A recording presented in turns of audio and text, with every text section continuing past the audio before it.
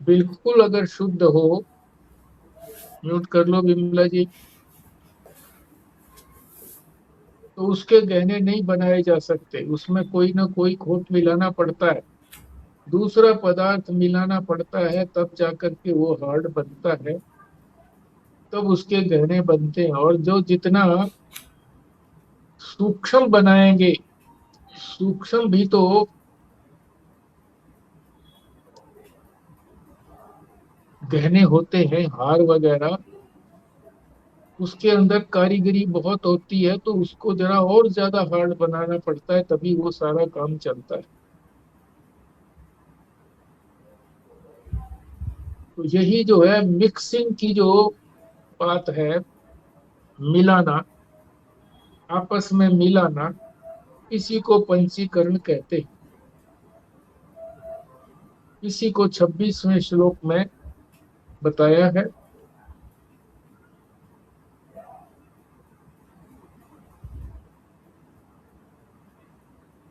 कि किस लिए ये पंचीकरण किया गया।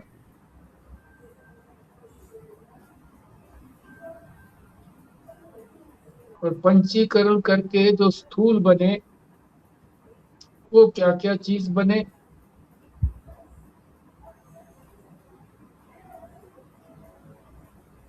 तो ये इस श्लोक में बताएंगे, पाठ करते हैं। तद्भोगाय पुनर्भोग्य भोगायतन जन्मने पंच करोति भगवान प्रत्येकम व्यद आदि कम। फिर सुनो। तद्भोगाय पुनर्भोग्य भोगायतन जन्मने पंचीकरोति भगवान प्रत्येकम व्यदादि कम। हाँ जी, बात करिए। जी। तद्भोगाय पुनर्भोग्य भोगायतन जन्मने पंचीकरोति भगवान प्रत्येकम वेदाधिकम। फिर बोलता हूँ। तद्भोगाय पुनर्भोग्य भोगायतन जन्मने पंचीकरोति भगवान प्रत्येकम वेदाधिकम। मैं पढ़ती हूँ। तद्भोगाय पुनर्भोग्य भोगायतन जन्मने पंचीकरोति भगवान प्रत्येकं व्यदादिकम्।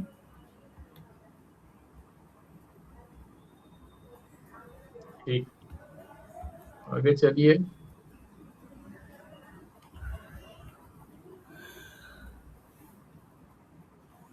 तद्भोगाय तद्भोगाय पुनर्भोग्य भोगाय तञ्जन्मने पञ्चीकरोति भगवान् प्रत्येकं व्यद आदिकम्। बहुत अच्छा।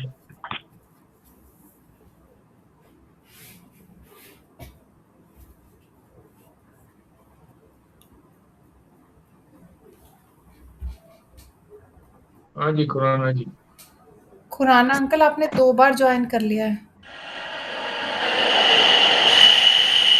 तद्भोगाय तद्भोगाय आवाज आ रही है? और ये तद्भोगाय एक डबल क्यों?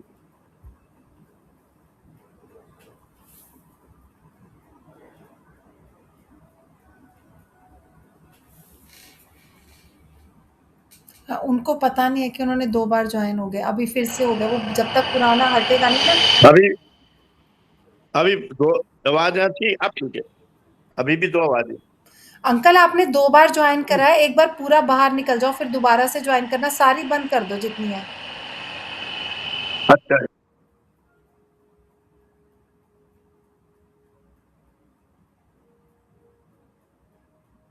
अभी भी इनको प्रॉब्लम आएगी क्योंकि वो दूसरा बंद नहीं कर पा रहे हैं वहाँ से ना।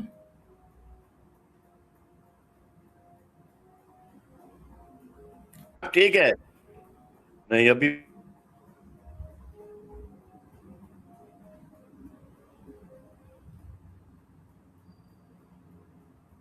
प्रॉब्लम क्या आएगी? ठीक है, वो बोल लेंगे तो वो आवाज तो आ रही थी।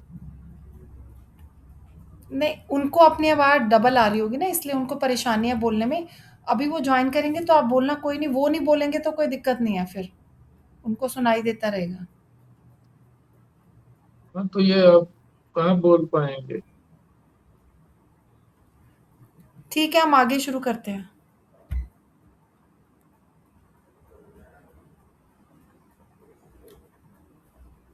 अर्थ समझ लेते हैं। तद भोगाय, तद माने जीव, जीव के भोग के लिए। भोग का अर्थ आपको मालूम ही होगा कि भोग का अर्थ होता है सुख या दुख का भोग। चाहे दुख को भोगो चाहे सुख को भोगो, उसको भोग ही कहा जाता है। तद भोगाए, तद माने जीव, जीव के भोग के लिए। पुनर्भोग्य, फिर क्या बनाया? पुनर्माने फिर, भोग्य के विषय बनाए। किन चीजों को भोगेगा जीव? कैसे भोगेगा इन चीजों को? भोग के विषय यानी भोग के पदार्थ।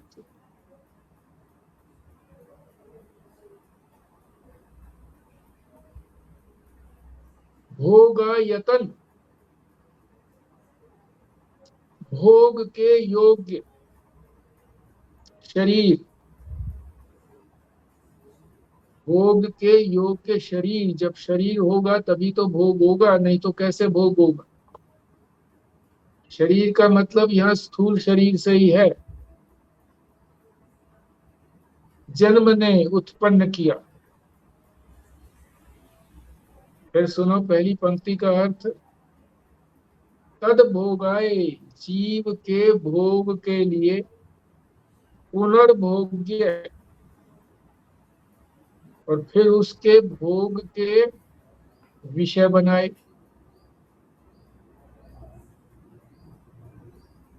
और भोगायतन, भोग करने योग्य शरीर जन्म ने उत्पन्न किया। तो जीव तो था ही पहले से। एक तो भोग्य के पदार्थ बनाए, भोग के, जिनको भोगा जाएगा, जिससे सुख या दुख मिलेगा।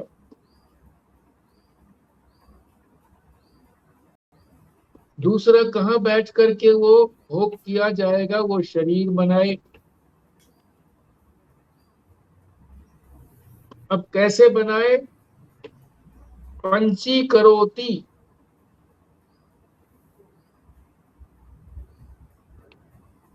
इनको पंचात्मक बनाया। पंचात्मक का मतलब है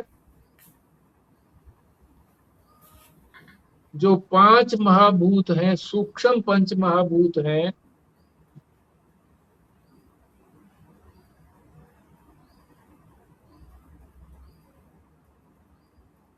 उनमें से एक एक को लेकर के, प्रत्येकम, प्रत्येक को लेकर के, पांच है ना, प्रत्येक को लेकर के, एक एक को। पांच कौन से हैं? वियद आदि कम। वियद माने आकाश, आदि माने अब सभी लगा लो उसके साथ, आकाश, वायु, अग्नि, जल, पृथ्वी। इन सभी के पांचों के एक एक भाग लेकर के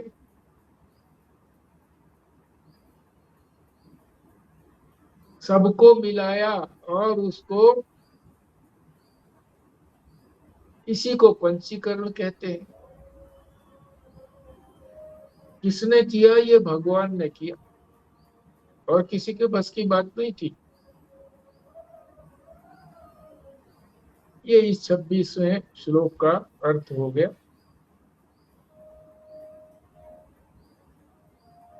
अब आप लोग अर्थ करिए, या कहो दोबारा से फिर अर्थ करता हूं और आप करिए।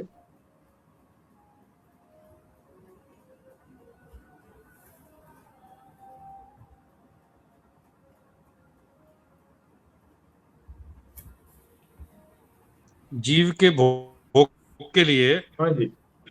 परमात्मा ने पहले तो जो है पदार्थ बनाए, और उसके लिए स्थूल शरीर बनाया। स्थूल शरीर के लिए जो पंचभूत हैं, पंचात्मक, उनसे एक एक भूत से पंचात्मक ये स्थूल शरीर बनाया। अब ठीक है, आगे विस्तार से बताएंगे जी कैसे बना। ठीक है, आगे बोलो। हाँ, इस श्लोक में कहा गया है कि जीव के भोग के लिए क्या-क्या चीज़ें चाहिए, वो चाहिए हमें एक तो जो भोग करने वाले विषय हैं, और फिर जहाँ पे बैठ के वो भोग करेगा जैसे कि एक शरीर, उसको करने के लिए ईश्वर ने सूक्ष्म पंच महाभूतों की रचना की, और फिर उनको कैसे उन्होंने स्थूल बनाया, उस प्रक्रिया को जो पंचात्मक बनाते हैं, मतलब उनको जो 5 चीज़ों को फिर वो स्थूल बनाएँगे, उसके बारे में बताया गया है इसके अंदर। ठीक, बिमला जी।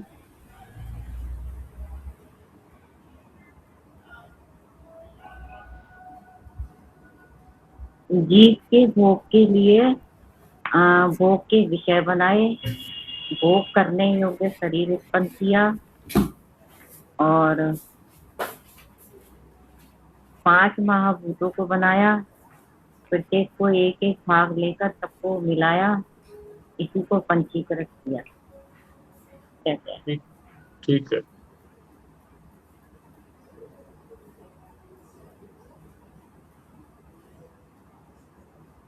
अब इसी को विस्तार से समझते हैं। बोलू जी, आवाज आ रही है आपकी? ठीक है हाँ, जी। बोलिए। जीवों के भोग के लिए भगवान ने विषय बनाए, और फिर उसको भोगने के लिए शरीर बनाया, और सूक्ष्म पंच महाभूतों से स्थूल पंच महाभूत को पंचीकरण करके उनको बनाया, और बस यही है जी। हाँ, ठीक है।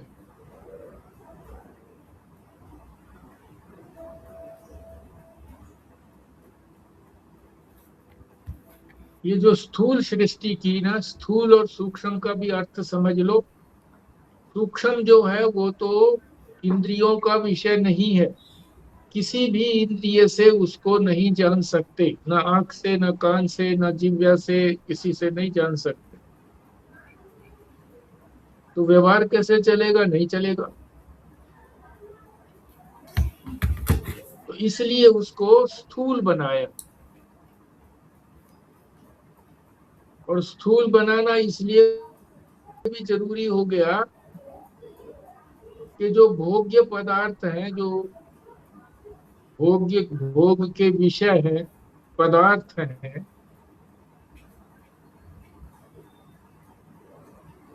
उनको भोगने के लिए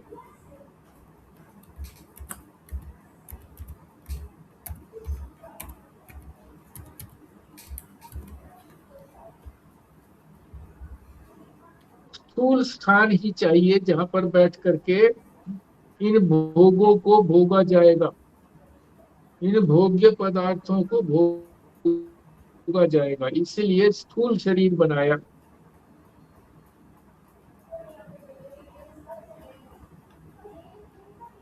सूक्ष्म शरीर तो पहले बना ही दिए थे, तो सूक्ष्म शरीर तो भोगने वाले हैं,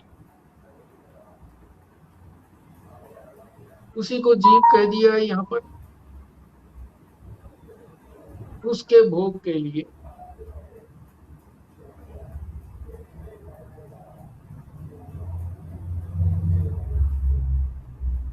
स्थूल पदार्थ बनाए। स्थूल और सूक्ष्म का मेल नहीं हो सकता, क्योंकि सूक्ष्म तो दिखते ही नहीं है, इंद्रियों से परे की बात है। और स्थूल जो है वो तो इंद्रियों वाले हैं, इंद्रियों से ही उनका पता लगता है, तो वो स्थूल हो गए। तो स्थूल और सूक्ष्म आपस में कैसे मिलेंगे? इसलिए स्थूल शरीर भी बनाना जरूरी हो गया कि जिसके अंदर ये इंद्रियां आदि रह सकें। सूक्ष्म शरीर बिना स्थूल शरीर के कोई क्रिया नहीं कर सकता। कैसे करेगा? हवा में कैसे करेगा? जब स्थूल चीज होगी तो ये शरीर बनाया, उस शरीर के अंदर गोलक बनाए। गोलक कहते हैं रहने के स्थान, इंद्रियों के रहने के स्थान, वहां पर बनाए। इंद्रियां तो दिखती नहीं है। हम कहते हैं जी हमें तो ये आंख दिख रही है, कान दिख रहा है, हाथ भी दिख रहे हैं, पैर भी दिख रहे हैं, वाणी भी दिख रही है। ये तो इंद्रियों के रहने के स्थान है, ये इंद्रियां नहीं है, ये तो गोलक है उनके।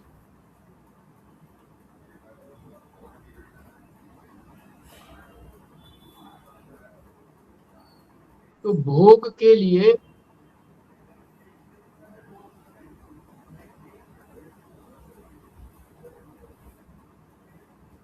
दोनों चीजें जरूरी है। एक तो भोग के साधन, साधन का मतलब जो भोग करने के योग्य हमारे यंत्र हैं वो।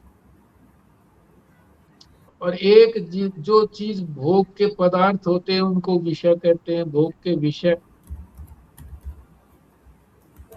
अब इनको उदाहरण से समझिए। भोग का विषय क्या हो गया? खीर, कोई भी हो, रसगुल्ला ले लो, खीर ले लो, तो विषय हो गए खीर। साधन क्या हो गया? रसेंद्रिय, जिव्या नहीं, जिव्या तो स्थूल है।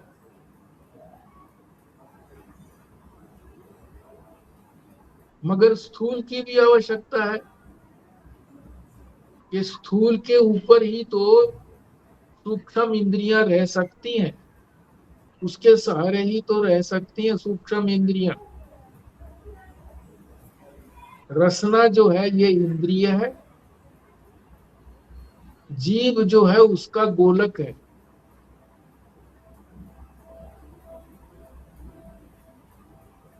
खीर स्थूल है, रसेंद्रिय तो सूक्ष्म है। तो दोनों का संबंध नहीं हो सकता। इसलिए स्थूल जीव को भी बनाया, स्थूल भी बनाई जीव, उसके ऊपर खीर रखी जाए, तभी जो है रस इंद्रिय उसका स्वाद लेगी।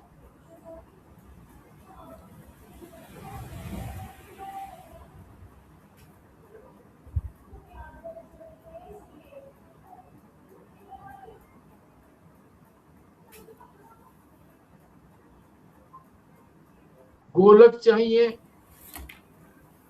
इंद्रियों को रहने के लिए गोलक चाहिए, स्थान चाहिए। और वो गोलक किस में बनेंगे? जो स्थान है, आंख है, कान है, हाथ पैर है, ये किस में है? ये शरीर में ही है, स्थूल शरीर के अंदर।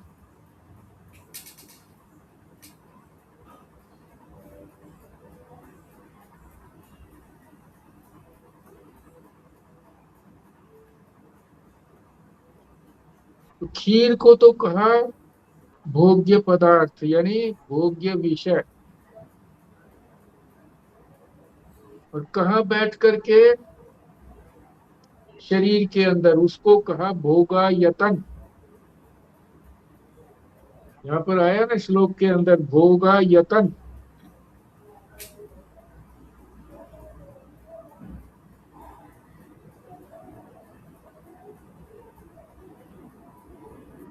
भोगायतन क्या है? ये हमारा स्थूल शरीर जो है ये भोगायतन है।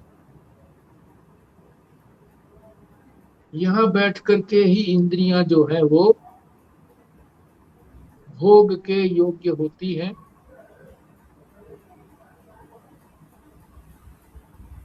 भोग्य पदार्थ जो है वो स्थूल है।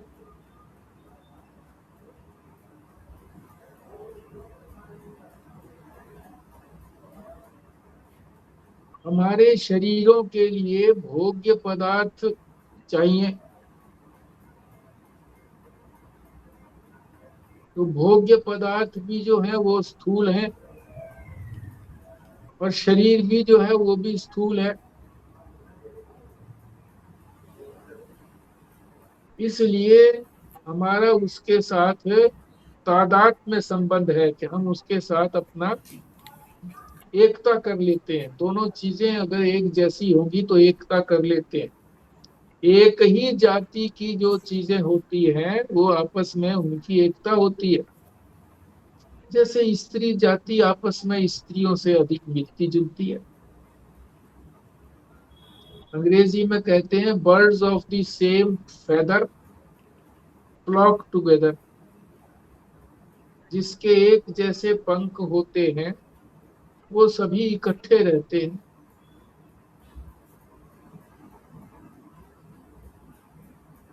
चिड़िया आपने देखी होंगी आसमान में उड़ते हुए, तो सारी चिड़िया ही चिड़िया होती है।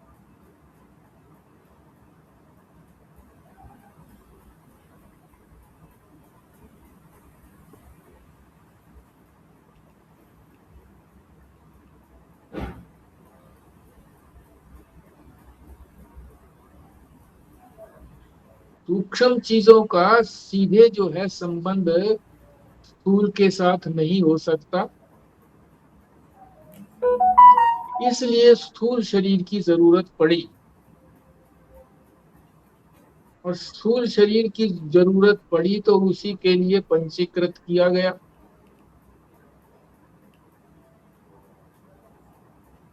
महाभूतों को स्थूल बनाया। सूक्ष्म पंच महाभूत जो थे वो तो माया ने बना ही दिए थे परमात्मा की आज्ञा से। अब नहीं बनाए परमात्मा ने, माया ने बना दिए थे। पृथ्वी जल तेज वायु और आकाश सूक्ष्म जो हमें दिखते नहीं थे, ये जो हमको दिख रहे हैं ये तो स्थूल है। ये तो पंचीकृत किए हुए हैं। आपस में सबको मिला करके एक एक भाग मिला करके पंचीकृत किया है, तो फिर ये दिखने लग गए, स्थूल बन गए।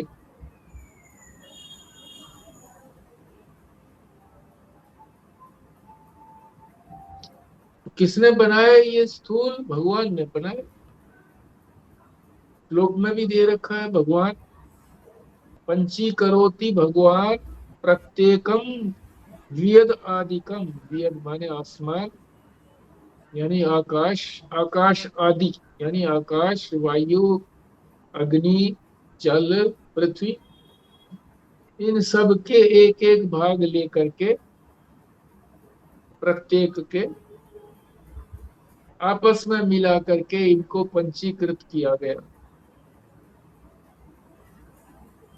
भगवान ने किया।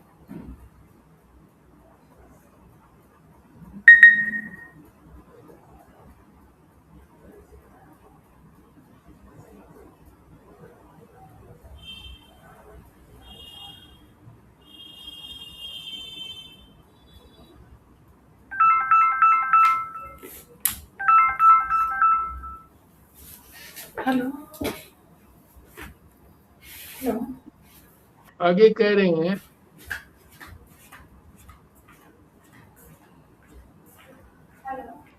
स्थूल शरीर में जो हमको प्रतीति होती है,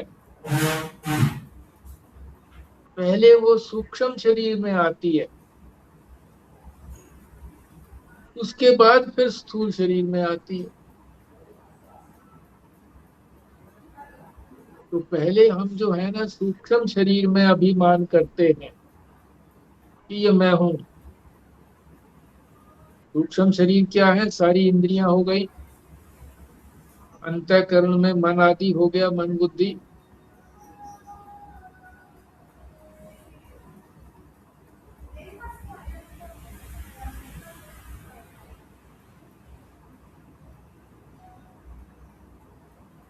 उसके बाद फिर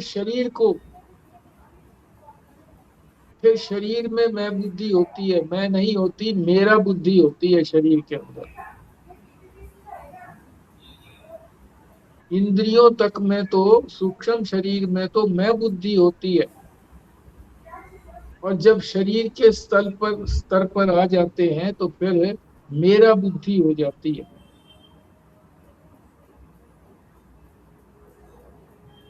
कई बार हम कह तो देते हैं, मन को भी कह देते हैं कि मेरा मन,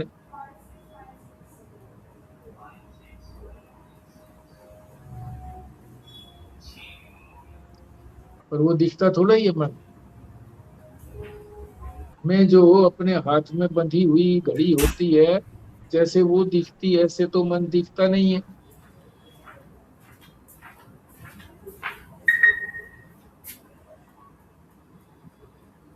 इसी तरह से मेरी आंखें कह देते हैं, पर इंद्रिय है, आंख है, वो दिखती थोड़ा ही है। जो हमको दिख रही है ये तो सारे गोलक हैं। आप ये मत समझना कि जिस शरीर में ये हमारा जो ये पुतली रखी हुई है, पुतली, ये सूक्ष्म है, सूक्ष्म नहीं है।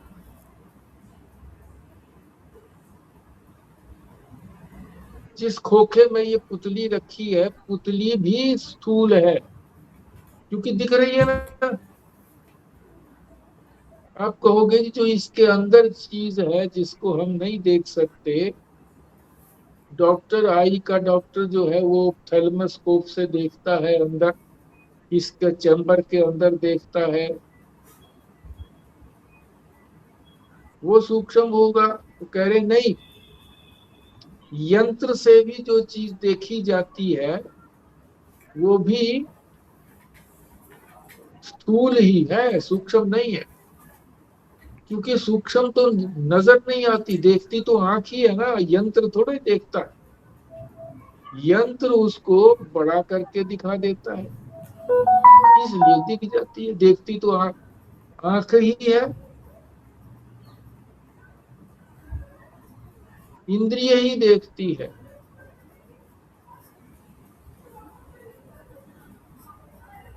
और इसको कोई दूसरा नहीं जान सकता, हम अपने आप जान सकते हैं इस इंद्रिय को।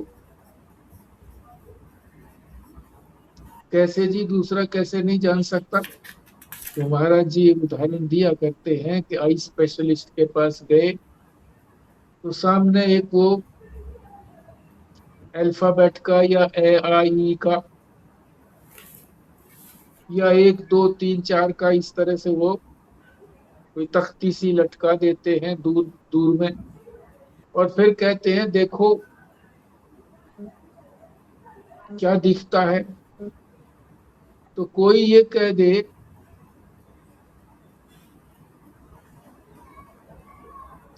कि मैं क्यों देखूं जी, आप हैं, आप देखने वाले हैं, आप डॉक्टर हैं, आप देखिए। तो उसको नहीं पता लगेगा कि ठीक से दिखता है कि नहीं दिखता, उसे दिखता भी है कि नहीं दिखता, ये उसे नहीं पता लगेगा।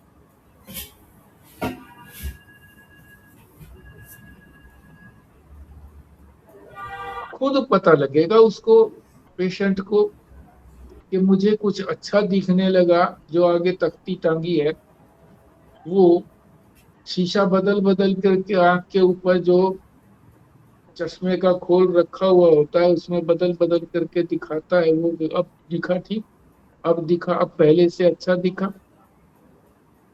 तो खुद देख सकता है, दूसरा नहीं देख सकता। ये विशेषता हो गई सूक्ष्म शरीर की, कि सूक्ष्म शरीर को हम जान सकते हैं, दूसरा नहीं जान सकता। क्योंकि वो अपनी इंद्रिय से देखेगा तो नहीं देख सकते, हम तो इंद्रिय से थोड़ी देख रहे हैं, हम तो उसको जान ही रहे हैं, हमारा तो सीधा कनेक्शन है।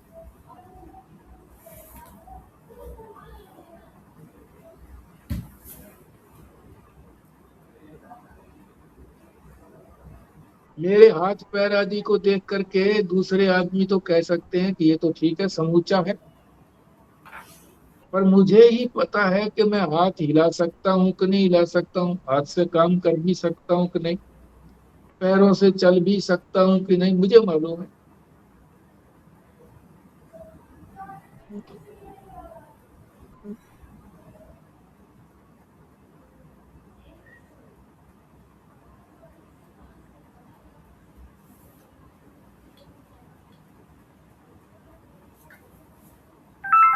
शरीर को क्या कहते हैं, शरीर किसको कहते हैं? शरीर वो है जो स्थूल होने के कारण इंद्रियों का विषय भी है, जो इंद्रियां उसको देख सकती हैं उसको तो कहते हैं स्थूल।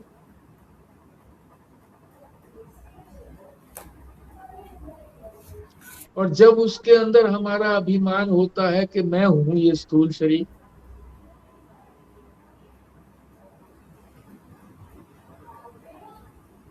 तब उसमें मैं बुद्धि होती है। जो भोग्य पदार्थ हैं, जिनको भोग्य विषय कहते हैं, उनको भी स्थूल बनाना पड़ेगा, स्थूल बनाएंगे तभी तो भोग हो पाएगा।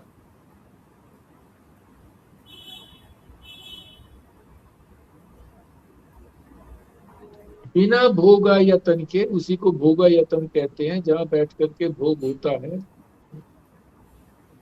कोई भोग नहीं हो सकता।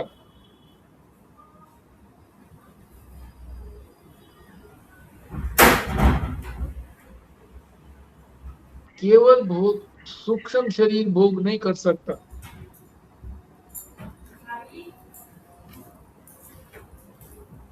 क्योंकि स्थूल शरीर के साथ उसका संबंध तभी हो पाएगा जब वो स्थूल शरीर में बैठेगा।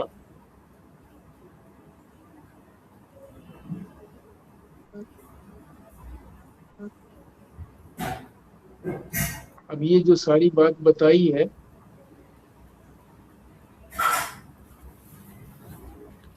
ये सारी भोग की बात बताई है कि जीव का भोग,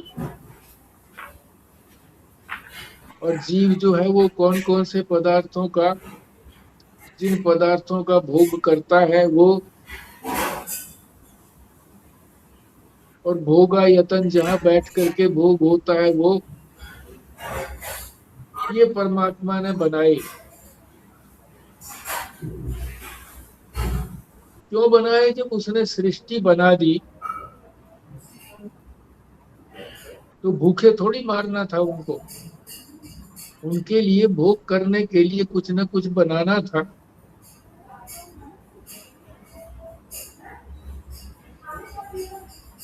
और पिछले जन्मों में जो कर्म किया है उन्होंने, उसी का फल तो भोग कहलाता है।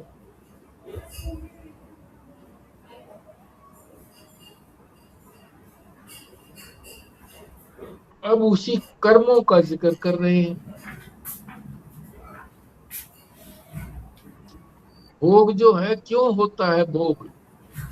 कर्मों के कारण। कर्म करेंगे तो उसका फल होगा, तो भोगना ही पड़ेगा, चाहे सुख भोगो चाहे दुख भोगो। पुण्य कर्म किए होंगे तो सुख मिलेगा, पाप कर्म किए होंगे तो दुख मिलेगा। भोग तो होगा ही होगा। किसके कारण होगा? कर्मों के कारण। कर्मों का फल तो मिलता ही है। कोटि जन्म बीत जाए, पीछे हम पढ़ चुके हैं, फिर भी बिना भोगे जो है वो कर्म समाप्त नहीं होते।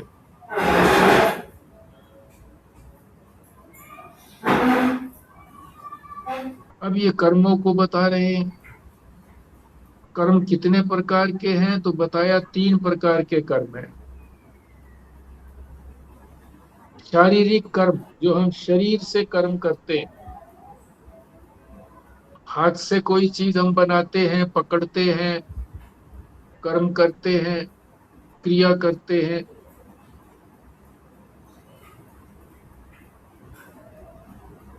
पैरों से जो करते हैं वो भी तो शरीर का ही कर्म है, शरीर का ही तो भाग है पैर भी।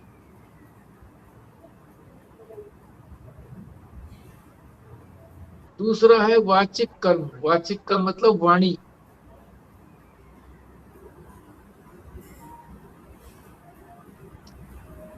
वाणी से भी हम कर्म का हो जाता है हमारा। शरीर से तो कर्म होता ही है, वाणी से भी कर्म हो जाता है। और तीसरा बताया मानसिक कर्म, मन से भी कर्म हो जाता है।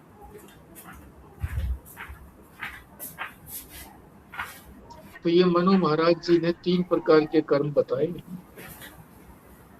शारीरिक, वाचिक वाणी से, वचन से, और मानसिक। अब शरीर से कैसे कर्म होता है?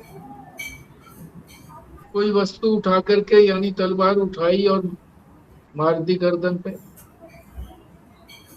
तो कर्म हो गया कि नहीं हो गया? बड़ा भयानक कर्म हो गया, भुगतना पड़ेगा। शारीरिक कर्म हो गया। किसी को बुरा भला कहा, गाली गाली दी किसी को अपनी जीभ से, वाणी से, तो ये वाचिक कर्म हो गया।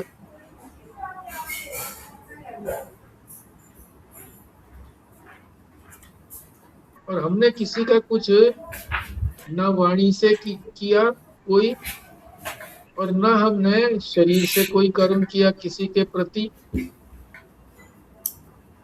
जिससे उसको दुख हो।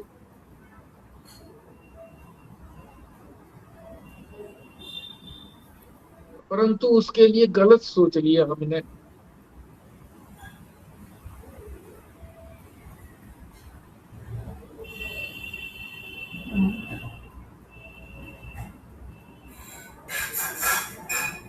ना गाली दी, ना हाथ से कोई कर्म किया शरीर से या यंत्र से हाथ में पकड़ करके, मगर उसके लिए हमने गलत सोच लिया।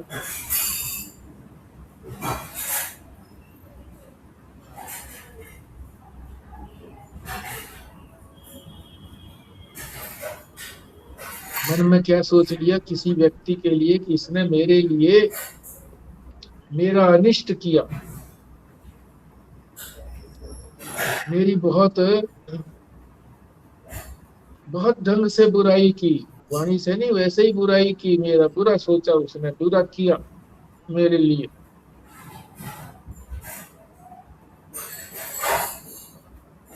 तो भगवान भी इसका सजा देंगे, ऐसा सोच ले। या ऐसा ना सोचे और उसका कोई अनिष्ट हो जाए,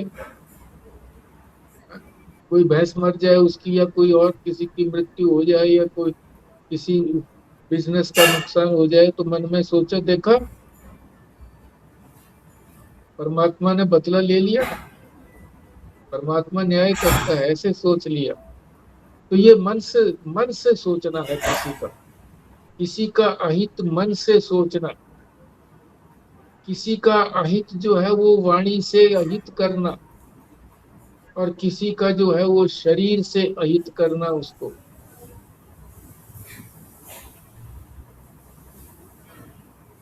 तो ये 3 प्रकार के कर्म बता दिए। मगर फिर ये भी बताते हैं इसके साथ साथ,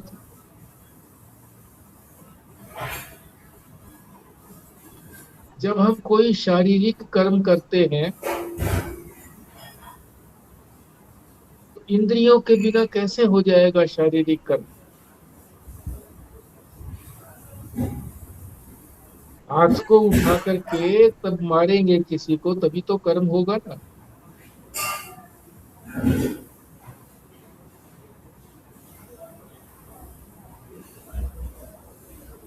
तो हमने इंद्रिय से भी कर्म किया, हाथ से तलवार उठाई ये तो स्थूल हो गया। मगर करने वाली तो इंद्रिय है हमारी, जो हमें दिखती नहीं है। कई बार पैरालिसिस हो जाता है तो हाथ तो यूं का यूं होता है, स्थूल शरीर तो यूं का यूं होता है, पर सूक्ष्म शरीर जो उसमें इंद्रिय है हाथ की, वो काम करना बंद कर देती है। तो जब हाथ उठा करके हम किसी का अहित करते हैं, तलवार मारते हैं, तो इंद्रिय ने भी काम किया और स्थूल शरीर ने भी काम किया, यानी सूक्ष्म शरीर ने भी काम किया, स्थूल शरीर ने भी काम किया, और मन ने भी काम किया। मन में पहले सोचेंगे ना इसको मारना है, तो मन से सोचा, मन से कर्म किया,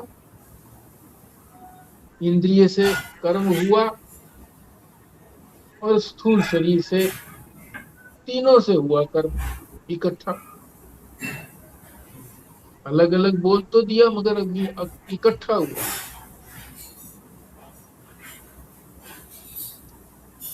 वाणी से अगर किसी का अहित किया बोल करके,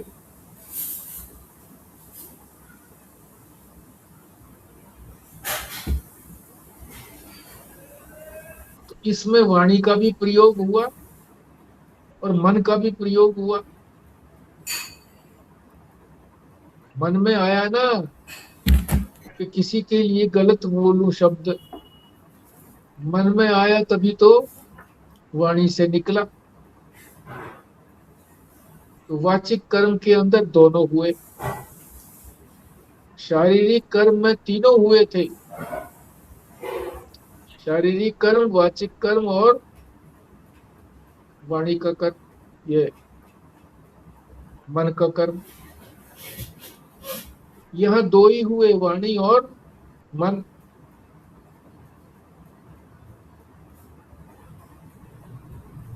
और मन से जो कर्म किया जाता है उसमें कोई वाणी का भी प्रयोग नहीं, शरीर का भी प्रयोग नहीं। किसी के लिए हित सोच लिया मन के अंदर, अहित, हित या अहित जो भी कुछ है फल उसका मिलेगा। तो कह रहे हैं मानसिक कर्म का भी फल मिलता है।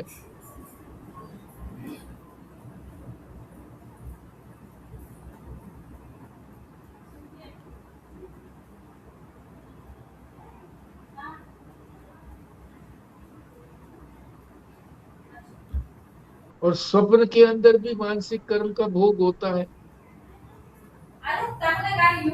स्वप्न के अंदर क्या हो शेर गया दिखाई पड़ा, डर गए, है? डरना भी तो भोग हो गया ना, क्या भागे कह रहे हम। हैं? कपड़े तह लगा के रखते, प्रेस करवाना है। या कोई स्वप्न के अंदर अच्छा सीन आ गया, बड़े प्रसन्न हुए, ये भी भोग हो गया। तो मानसिक कर्म का भोग जो है वो स्वप्न में अधिक होता है।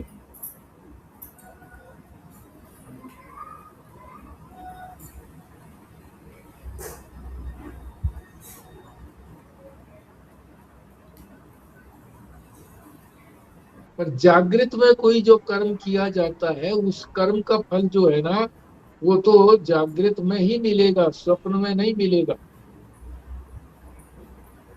जागृत में हमने किसी को मार दिया, कत्ल कर दिया, तो उसका फल जगते हुए ही मिलेगा, स्वप्न में नहीं मिलेगा।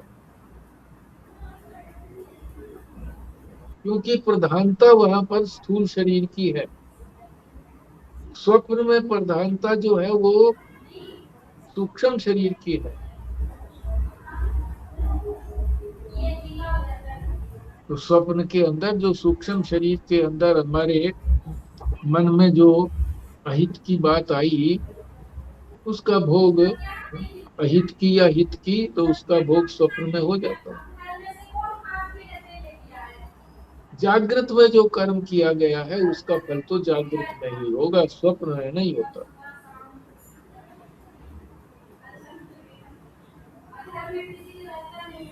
मानसिक कर्म के लिए दूसरी एक बात बता रहे हैं कि मानसिक कर्म किसको कहते हैं। जैसे मान लीजिए उपासना करनी है, भक्त लोग उपासना करते हैं, तो कैसे करते हैं? पहले शरीर को शुद्ध करते हैं स्नान आदि से,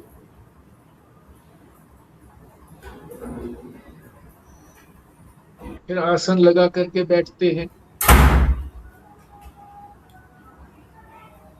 सीधे बैठना पड़ता है, लेटना नहीं है, सहारा नहीं लेना है।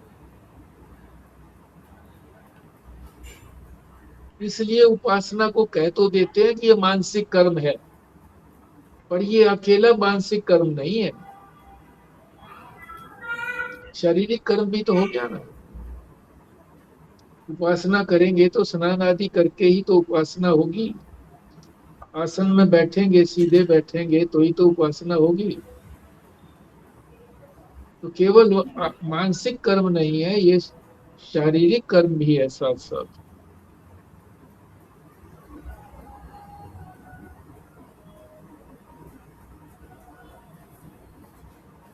और कहते प्राय यही है उपासना को कि तो मानसिक कर्म है।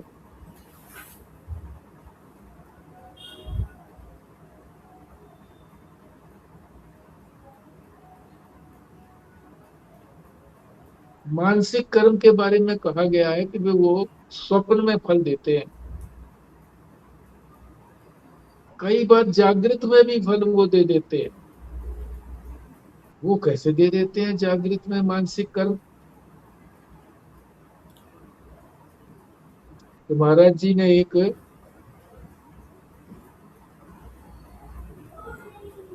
बहुत बड़े लेखक हुए हैं, ईसाई लेखक, यानी जिन्होंने ईसाई धर्म को अपना लिया था, बंगाल के थे वो रहने वाले। नाम था उनका निरोध चौधरी।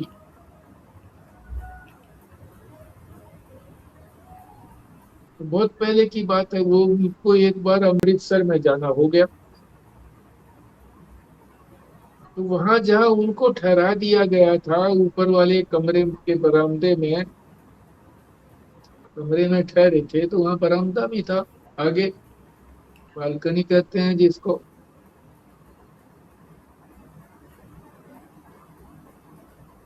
तो वहां खड़े खड़े बालकनी में दातुन कर रहे थे। उनकी नजर सामने पड़ी कि कोई औरत जो है सामने वाले मकान में, वो भी बालकनी में खड़ी हुई, पीठ करके खड़ी हुई है। अब उनके मन में आया कि ये औरत जवान तो है, इसका मुख कैसा है, जब इधर मुड़ेगी तो चेहरा दिख जाएगा। काफी देर बैठा रहा, इसी तरह से खड़ा रहा देखने के लिए, पर वो औरत मुड़ी गई।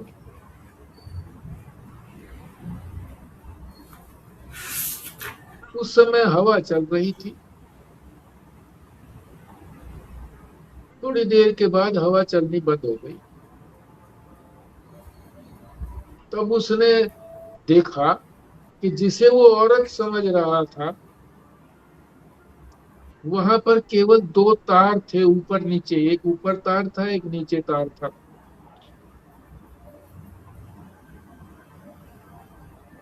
ऊपर वाले तार के ऊपर उसका कुर्ता या ब्लाउज जो भी कुछ होता है वो सूख रहा था, और नीचे वाले में सलवार सूख रही।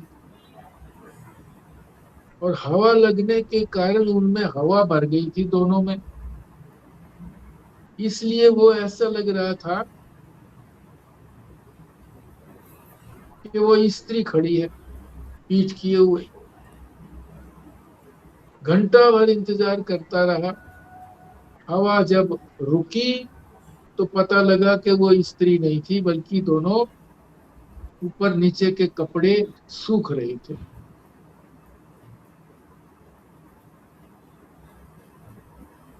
तो कपड़े के कारण, कपड़े में उसको भ्रम हो गया औरत का, देखे कपड़े, भ्रम हो गया औरत का। जागृत में हुआ ना ये सब, सुख हुआ उसको। वहां कोई विषय तो था नहीं, स्त्री थोड़ा ही थी।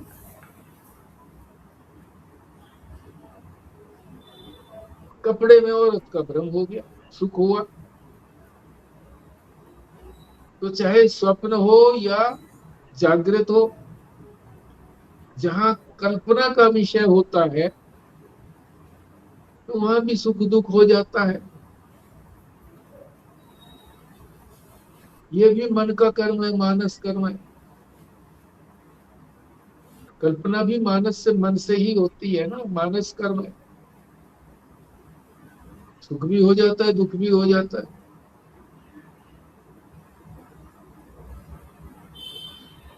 जैसे रस्सी पड़ी हो, उसको कल्पना हो जाती है कि ये तो सांप है तो दुख हो गया, माला है तो सुख हो गया। कल्पना ही तो है।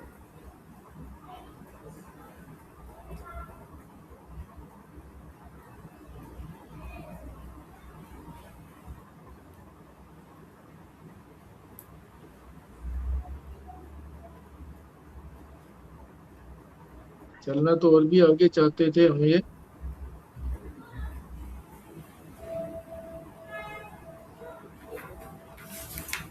भगवान ने ये तो कहा ही था पीछे, परमेश्वर ने, भगवान ने ये भोग्य पदार्थ पैदा किए, भोगा यतन पैदा किया शरीर।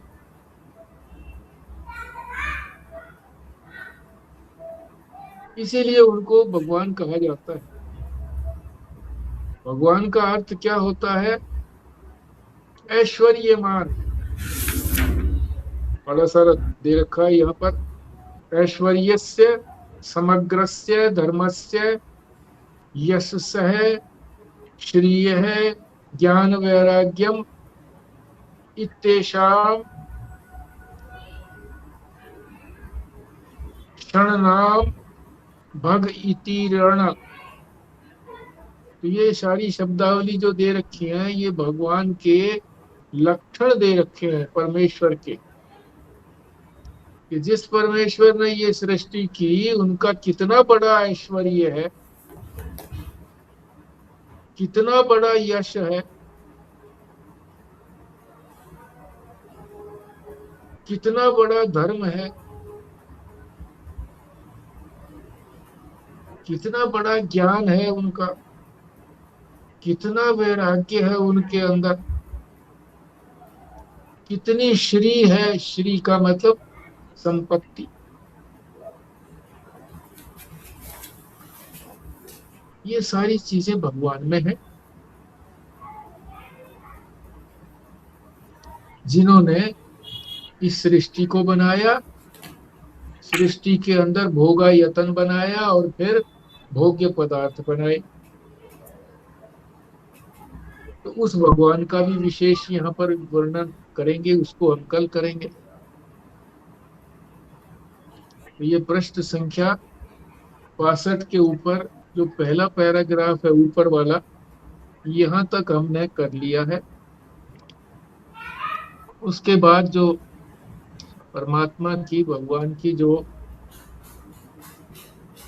ऐश्वर्यता है, यश वगैरह है, जो उनके लक्षण हैं जिससे उनको भगवान कहा जाता है, वो सारे लक्षण हम कल करेंगे। आज यहीं पर विराम देते हैं। हाँ जी, पूर्णाहुति के लिए आगे बढ़े जी। विमला जी करेंगे जी पूर्णाहुति? हाँ जी। ओम पूर्णमदः पूर्णमिदं पूर्णात् पूर्णमुदच्यते पूर्णस्य पूर्णमादाय पूर्णमेवावशिष्यते। ओम शांति शांति शांति। नारायण नारायण नारायण नारायण। नारायण। नारायण।